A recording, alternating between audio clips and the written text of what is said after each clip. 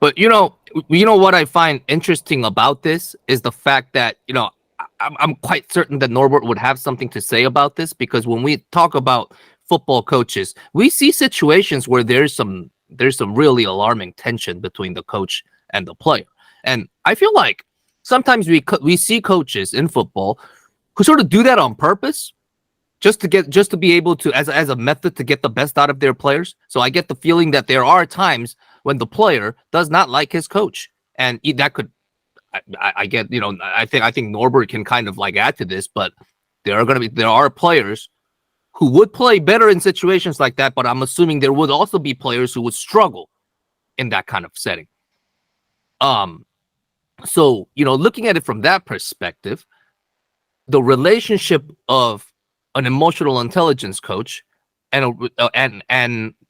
the friends, as you mentioned, the people that you work with, and the relationship of a football coach and the players, I feel like the dynamic of that relationship would be quite different. But first of all, to start with Nick, like what's your opinion on that?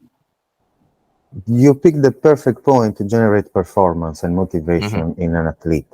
And I'm now thinking a football coach that I work with. And so what I target to empower him with is to realize, understand each player. They are not one, and each footballer is different. So some would need more kindness. Some others more, maybe shouting to motivate. A coach that gained a good degree of emotional intelligence is actually able to realize and identify what that athlete needs, and so he can facilitate. So coming back to the expert question is, you are an expert when you can flex and adapt to each component of your team, so they're gonna work all at peak performance. Norbert, I wanted to ask you this. As a football coach, you coach players on a daily basis, especially young players on a daily basis. What are your feelings on this? Because I'm assuming not all of your players like you every day. There are going to be times when they're not going to like working with you because you may be pushing them too hard, or there may be certain things that you're doing that kind of goes against what the player wants, because you're working with teams with 20 plus players, and they all have different emotions, they all have different feelings, and to be able to kind of coach that in an organized setting, I'm assuming is extremely difficult. But what sort of, like, if you can kind of explain to us what your perspective is on this from a football standpoint, I think that would be really helpful.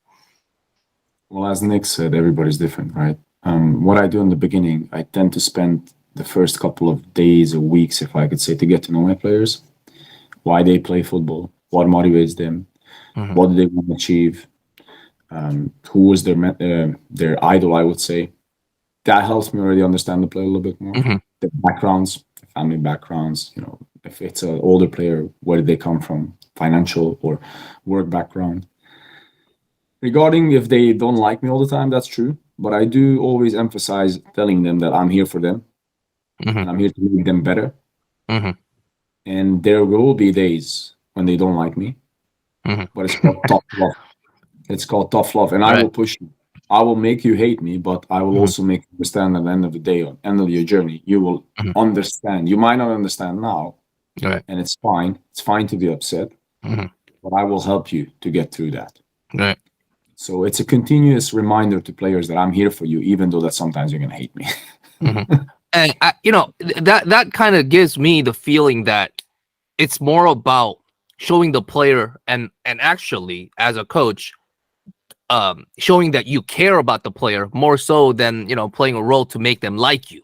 I'm assuming that's more like it. Is that do you feel like that's an accurate way of looking at it?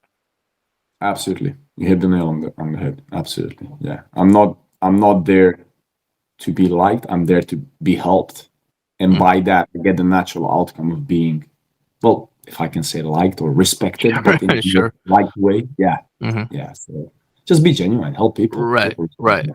Nick, are you kind of aligned with that as well?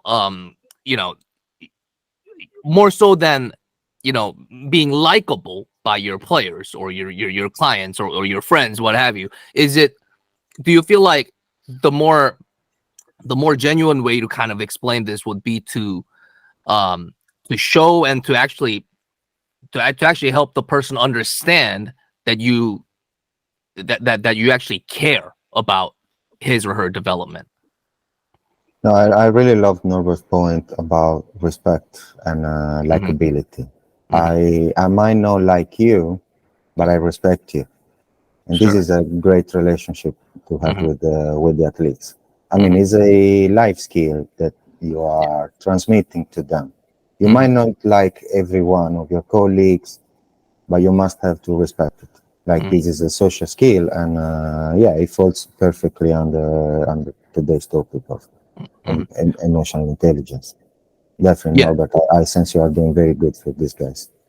And Norbert, like I also wanted to kind of get you engaged into this conversation, because as you coach players on a day-to-day basis, are there times, I mean, I'm assuming this is a constant challenge for you, honestly, when you're coaching these players on the training ground and or in games or wherever it may be, are there times when you kind of ask yourself questions on, man, how do I react to this situation to help my player, reach an emotional state to be able to thrive in a game or in training or whatever? Do you kind of ask those questions to yourself every day? And like, does that kind of bring up some pointers here maybe we have for Nick to maybe address some of those? Like what are some of the most common questions that you ask yourself to challenge yourself as a coach as you're coaching the players? I think the more I advance forward with my career, the more I do these things, the self-reflection and kind of following the outcome of my coaching. Is it actually effective? And there's a great example that I had a few months ago where one player, I kept talking to him one-on-ones. I kept telling him that he has to do better. I kept giving him advice. I helped him he was a young player. I helped him get a job as well, just to adjust his football schedule with the job as well. And he just didn't change. So I asked myself, am I being too nice? So it came to a point where I said, the most nicest way, I said, no football for you 2 months. Off the pitch you go. I don't want to see you here. In those 2 months, in the beginning, I used to get long messages about how he hates me and dislikes me. But after 2 months, and this was going on for 2-3 years with this player. This is one of the oldest players in the club. I mean, oldest players. One of the first players, let's say, when the club got established. And after 2 months, it was just a 180 degrees change. He just came back. He started being more committed, more respectful, more hardworking. And, he said, thanks for that. Like, I was upset and everything, but it gave me time. So, I do ask myself, but it's not easy. As Nick said, there's no such thing as a textbook. So with every player, I have to kind of keep track. And I think this is the most difficult and most challenging part as a coach. Emotional side. Yeah. The rest you mentioned that specific player was one of the older players on your team. But I'm assuming something, I don't know if extreme is the right way to say it, but banning football for 2 months for a footballer, that's a big hit. That's not something that you want to be you want to be involved in. But what I wanted to ask was, if this was a player who was a little bit younger, who was a little bit more like not as experienced, and maturity level isn't as high as somebody who's older, would you have made the same decision to help guide this player? It's interesting because my answer is going to be probably I would have tried. Would it have worked? I don't know. Again, there's no textbook, but I like trying stuff until I find the right way. I won't give up. Sure. But maybe it would have backfired with a younger player. But it depends, again, what type of younger player. Maybe more mature, less mature. Sure. Because it's not always about the age. It's the life experience. Yeah.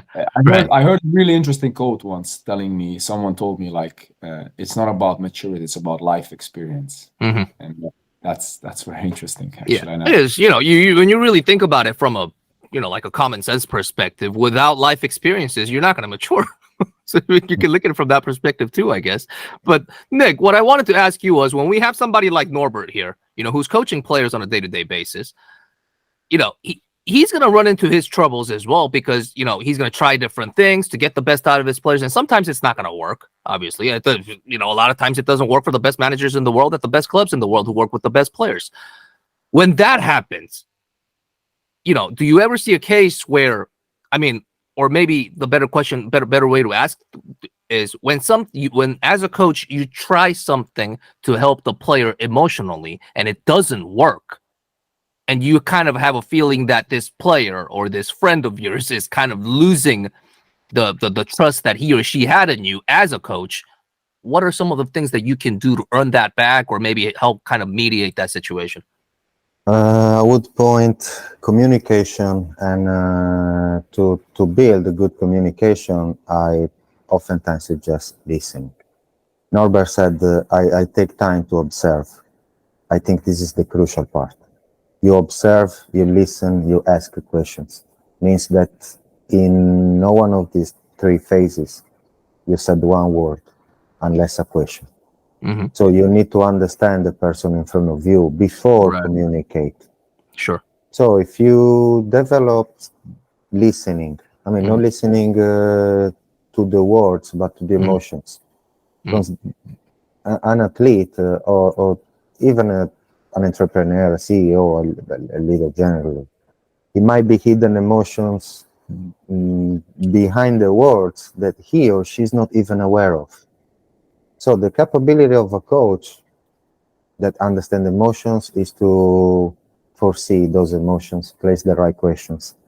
So the person feel listened. And when a human being feel listened, the relationship improves. So intrinsically, you create that kind of safe container between you and the other person. And so then you can communicate. Being emotionally assertive means that, okay, when you create that space, you can talk about emotions. And very likely, ideally, is the person that talk about what he needs or what she needs to improve performance. And this importance of listening, which obviously is the pillar of any relationship, not just from a coaching perspective, but this importance of listening. When we look at this from a coaching perspective, a lot of times, commonly, we think of a relationship between a coach and a player, and we think it's almost like one-way traffic of coach feeding information to the player. That's what a lot of people think, but I feel like that's a very traditional way of looking at coaching, but I do get the sense that a lot of coaches still do coach that way, especially in my culture. Because I'm from Korea. Nick, you've worked with footballers, and you work with footballers. Is that a common cultural background that you see from footballers? Because I get the feeling that footballers are kind of more used to an environment where they're being fed most of the information with not enough opportunities to really speak for themselves, because it's always about the essence of football is playing for the team, and your team's going to have 20 plus players. So do you kind of sense those kind of frustrations from when you're working with footballers? It happens that some footballers don't feel understood by the coach or by the club as well. I think listening to the players emotionally as well, it gives to the club and to the coach, let's say, a plus. Okay, I prefer that coach because he listens to me, because he understands me. He doesn't just feed me with information, but it's a two-way relationship. It's not one way. And I agree with you that the standard way, the routine way, or the old way, I would say, is just from the coach. I know what to do. You do what I say, period. But we are understanding that it doesn't really provide the best degree of performance. Yeah, there is a hidden factor, and I might be biased, but it's in the mentality, the emotional mood, the psychology of the players. When a coach can understand the athlete, they bond better. So they commit more, they engage more, they give all they have, really, all they have, literally. Norbert, I wanted to ask you, as a football coach, how do you face difficulties with, this practicing, listening to you to your players, because I mean you wear many different hats, you play many different roles, you hold many different positions. You're a busy person. You don't have the whole day to only speak with your players. But how important is it for you to listen to your players and understand them, and also how difficult is it to do that for all of your players, because you have limited time. So how does that work? It's draining. Yeah. I think one thing that I learned the past year or so is that to put myself in the right mood to be able to listen, because as Nick said, we coaches as well, we have emotions as well. So am I in the right mood to kind of create the right environment and give the right energy towards my players?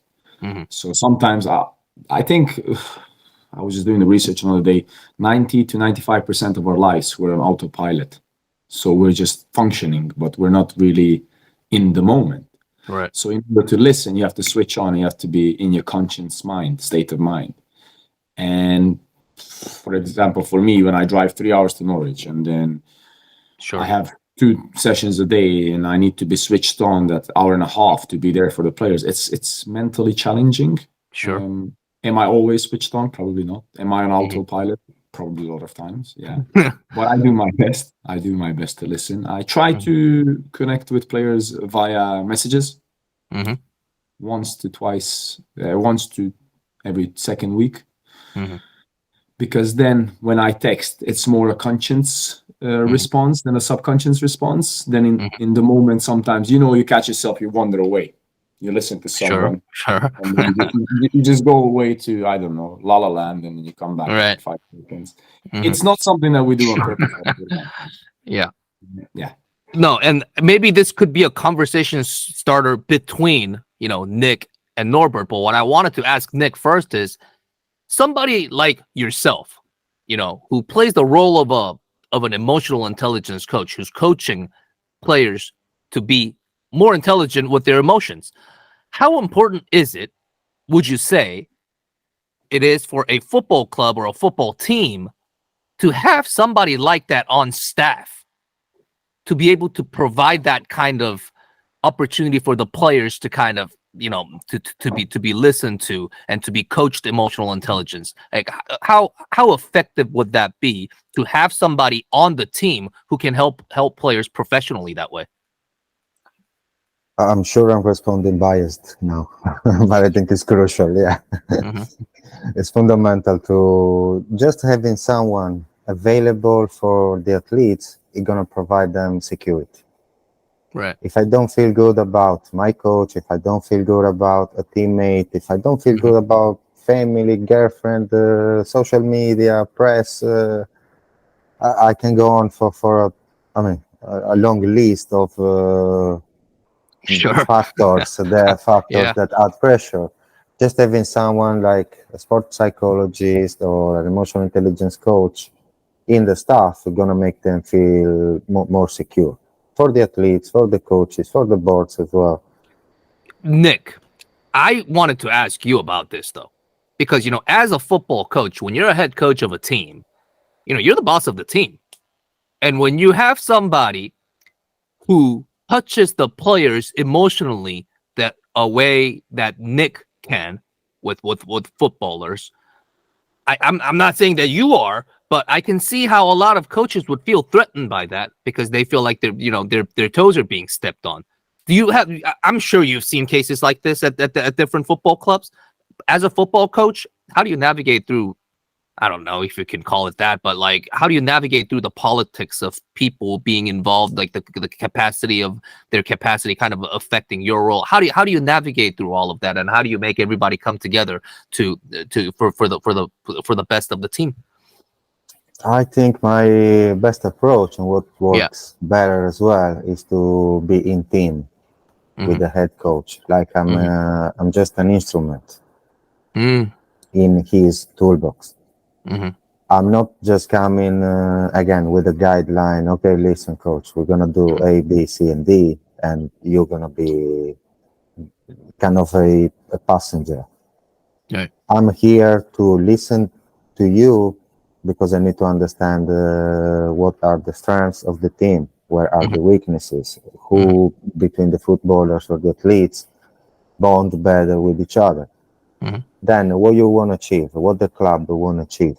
Mhm. Okay, then we can create a strategy, an intervention. Mhm. And another thing I wanted to ask you, Nick, was, in football, like for years now, actually, we heard about the role mental coach on a football team. A lot of teams have a mental coach now as part of their part of their coaching staff. Would you say that if you were to work with a footballer, which you do, would you say that the kind of work you do is similar to those coaches?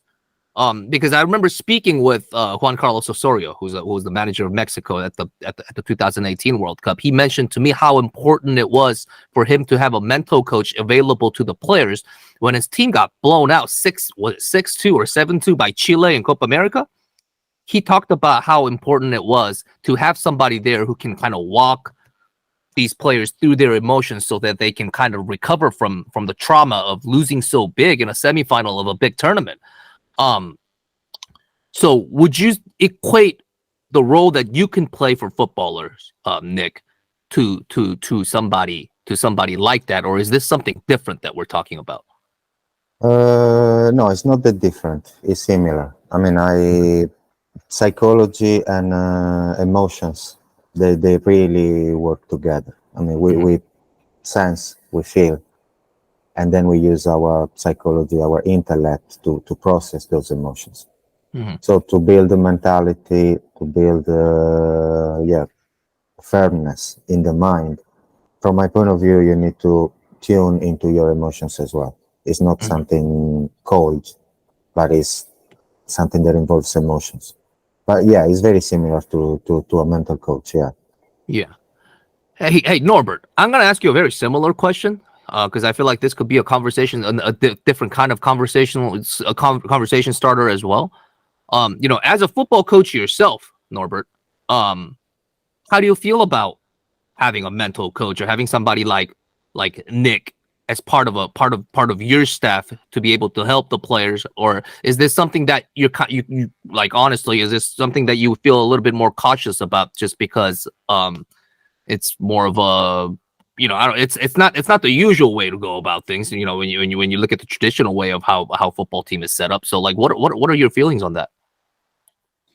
As soon as I get my first manager job as a first team manager, Nick, I'm giving you a phone call. You're on board. Yeah, I need the guys like that. I hope that answers the question. I think Okay, yeah, that I think does. I think it's a groundbreaking thing, and Mhm. it's so important because as a coach, when I go do my UEFA licenses, they Mhm. teach us all about these tactics and styles of play and sessions, but they never actually help us and explain us how to react to certain behaviors and how to trigger certain behaviors in certain individuals. Yeah, they mentioned in a few slides, but I don't think these are people that are experts in this field. They have their own experience, with all the respect to them, but I Mhm. think we need a certain type of professional like Nick himself on these courses to help us coaches as well understand a little bit more. And in the teams, absolutely, very important. And I wanted to ask this to Nick, because I think a lot of people are wondering by now after listening to all of this. Nick, how did you come to the discovery that emotional intelligence is such an important pillar for all human beings? Because was it your own personal experience that shaped these thoughts where you felt like, oh, this is really important, this is something that I want to pursue as my career? And like, how did you come to realize that you want to be an emotional intelligence coach?